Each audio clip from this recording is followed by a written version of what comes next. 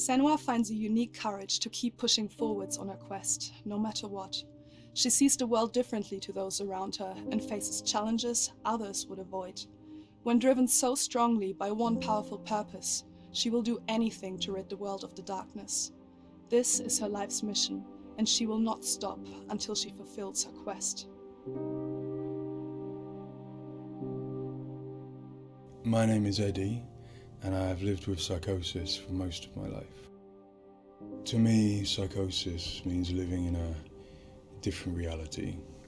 A reality that isn't shared with other people. Often living with psychosis is dark and miserable. While experiencing psychosis, I've got to hear the voice of God, the opposite, seen and spoken with angels, and been to hell itself. Recovery college and peer support really did turn my life around. I thought I would never get better, and yet here I am.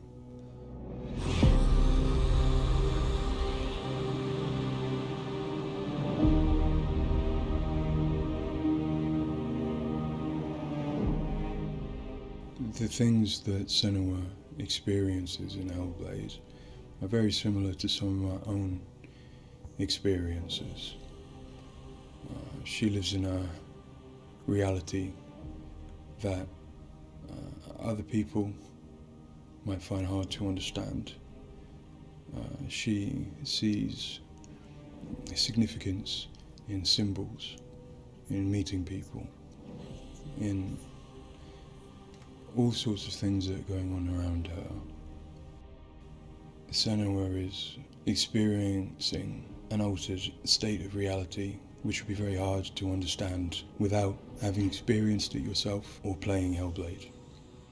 Lost soul who fought through hell to find us. You were lost. Not anymore. Are you ready for what you will find here? It's difficult saying that it's an illness, that it's not real. Of course, to me, it is. And of course, to Senua, it is. And that's what's driving her to do these amazing feats of courage, to overcome pain and exhaustion, to do what she knows she must. All the fear, everything I've seen, everything I've done has led me to this place. We've come so far, not far enough. Say it. You are ready. Tell them. In Senua'S saga Hellblade 2, we tell the second part of the story of Senua, a Celtic warrior who, like Eddie, has experiences of psychosis, seeing the world in a unique way and existing in a reality unshared by others. At a surface level, this manifests for Senua in seeing things that others don't, hearing things that others don't, and having unique beliefs about the world. My name's Paul Fletcher. I'm a psychiatrist and a professor of neuroscience at the University of Cambridge, and I've been working with the Ninja Theory team on Hellblade and other projects for several years now. I am a clinical doctor, but have also added research and teaching to my role. And in all three areas, I'm especially interested in the human brain and how it strives to make sense of the world, which is complex and changing all the time. The lake, like a mirror. You can see the reflection. Senua, like many people, experiences psychosis. Now, psychosis is not a diagnosis, although it is associated with a number of medical and psychiatric conditions. But ultimately, it's a loose description of a shift in one's experience of reality. What are you doing? Screams of the dead. There's something here. They are not. I need to find out what it is. They are. A person with psychosis might experience changes in their perceptions and their beliefs. For example, they might see or hear things that other people can't. and they might come to believe things that are quite uncharacteristic for them. For example, they might feel that somebody, perhaps somebody even very close to them, is intent on trying to harm them. Now, it's very important to remember that this is not just a vague feeling or an imagination. To the person, it feels like their reality, just as everything around me feels like my reality to me.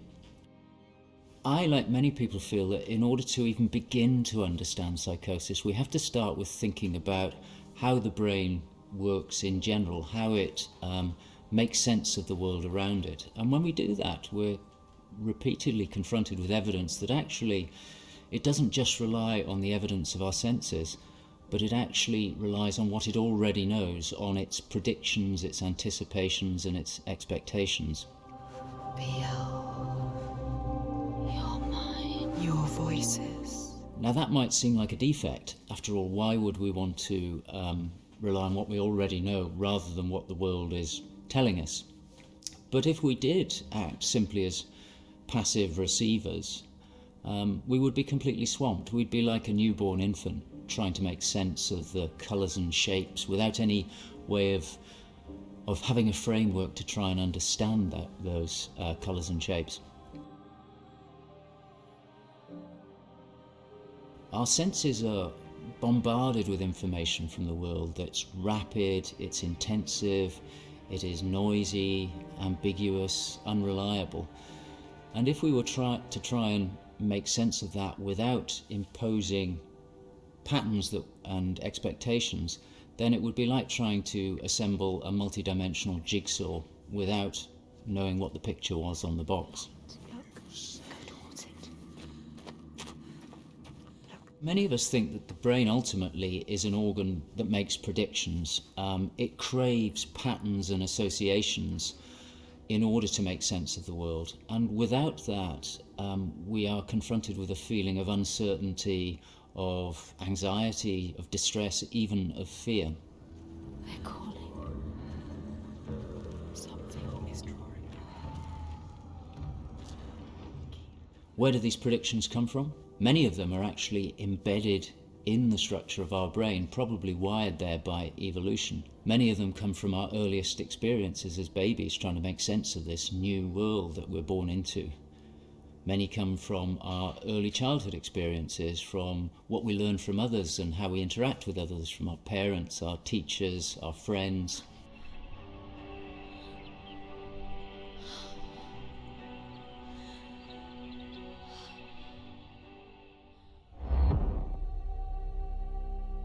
We all have a feeling that we're directly in contact with an objective reality, but it's probably the case that what we experience as our constructed model of the world is a blend of the evidence of our senses, but also what we are predicting or expecting from the world.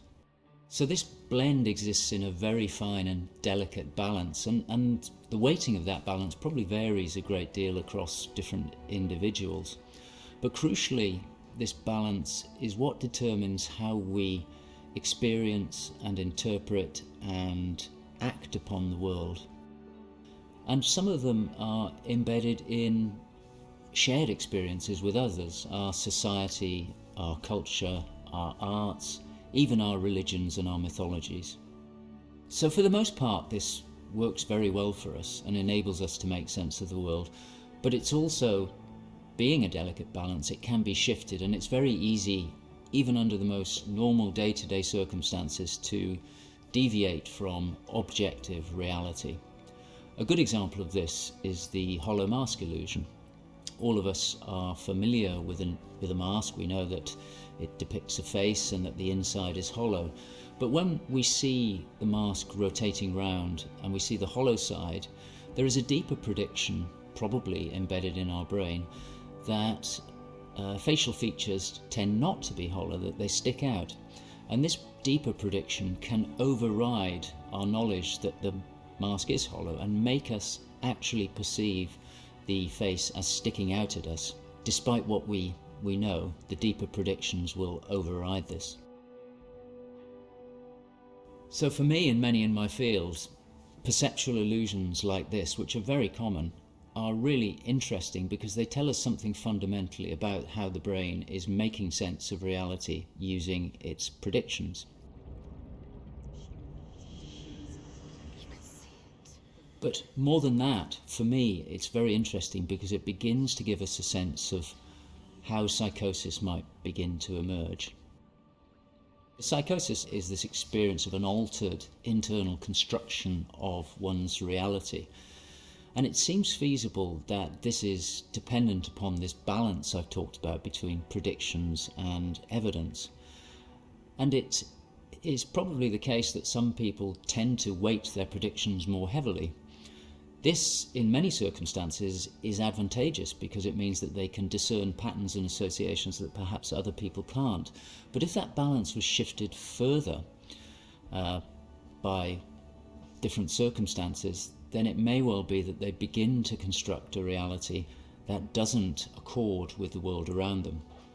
What might cause that shift? Well, a number of things. It could be caused by stress, sleep deprivation. It could be caused by illness, neurochemical disturbances. It's also the case that our experience will change how we predict things. So a very profound experience, for example, of trauma, could powerfully change the way in which we make predictions about the world and shift us from this delicate balance into a state of psychosis.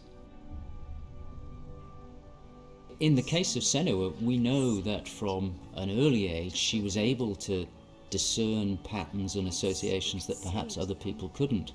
And on top of that, her childhood and adolescence had a number of traumas in it. Her father was abusive and he accused her of being the cause of evil and darkness. Her mother, who had the same capabilities as she did, was actually sacrificed for the same reason. And in addition, her village was attacked by Vikings and her lover was brutally killed. And it's possible that all of these traumas would act on her natural tendencies to topple her into this psychotic experience that is depicted in Hellblade. With every defeat, the dark rot will grow and soon it will take her soul.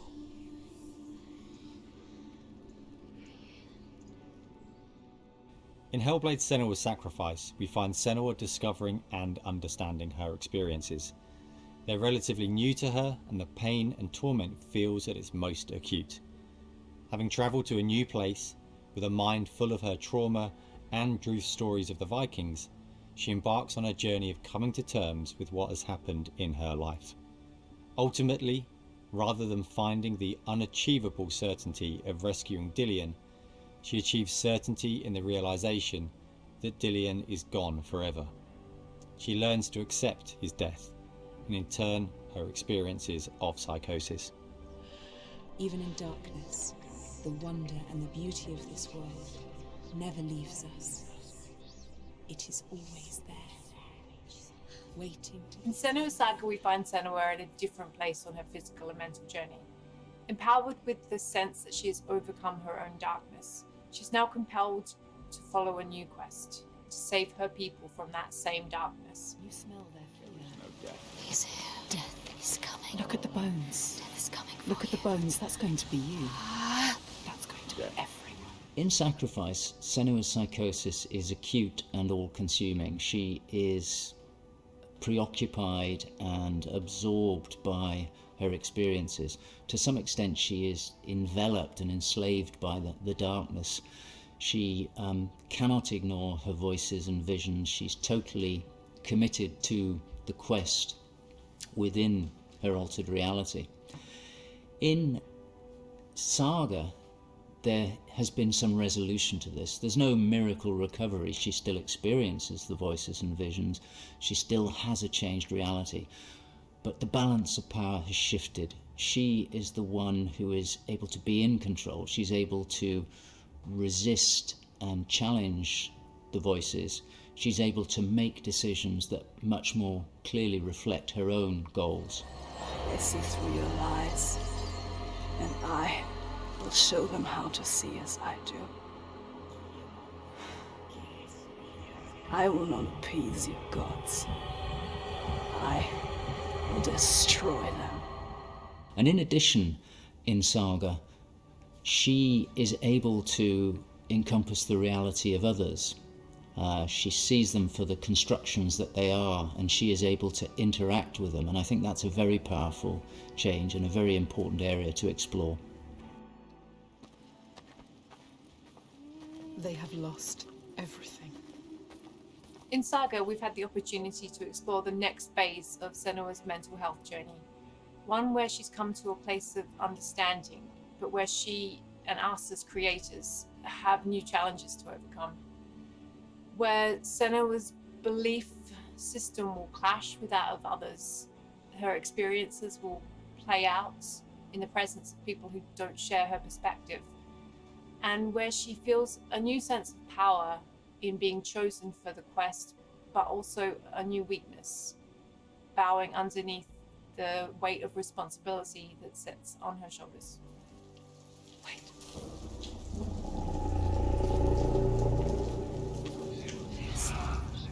In Saga, we have once again utilized binaural audio to bring Senua'S voices to life. Her Fúrias still travel with her, but their tone has changed this time. She continues to be haunted by her father, and she starts to feel the audio presence of Icelandic myth infecting her mind. That scream, that voice. Something dark, Senua. You need to go up there. Don't let them see you coming. You need to find out. Don't let the monsters find you. You can do this, Senua. To hear the world as Senua does, we spend time with people with lived experiences of psychosis, and also with Paul Fletcher. This made a strong basis of what it is to hear voices, what they say, how they sound, how they change or react to external stimulus, and this paired with all we learned from the first game, Hellblade: Senua's Sacrifice, led us to create Senua's own sonic version of reality. To me, it's a privilege to sit in a room to play our game, and as we progress, hear their comments, thoughts and suggestions. Each one provides a different perspective, and I find especially inspiring and humbling to hear from Eddie his own experiences. Especially I find he has a way of putting very complex emotions, situations in a very simple yet poetic way, and it's really inspiring for me when I'm thinking in Senua'S journey.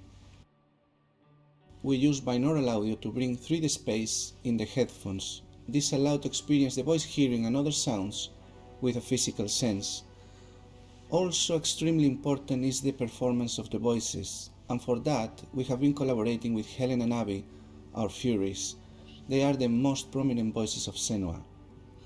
The way we perform is important as well, allowing for freedom, movement, creative input from Helen and Abby, and also important to have with them conversation and spend time talking about the journey of our character.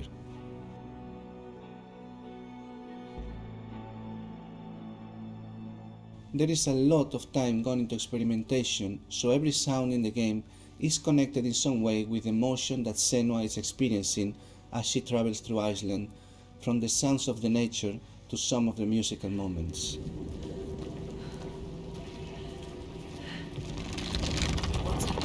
A sign. Beyond of its uniqueness or not, I find that for me, something extremely important is to create a connection beyond the game.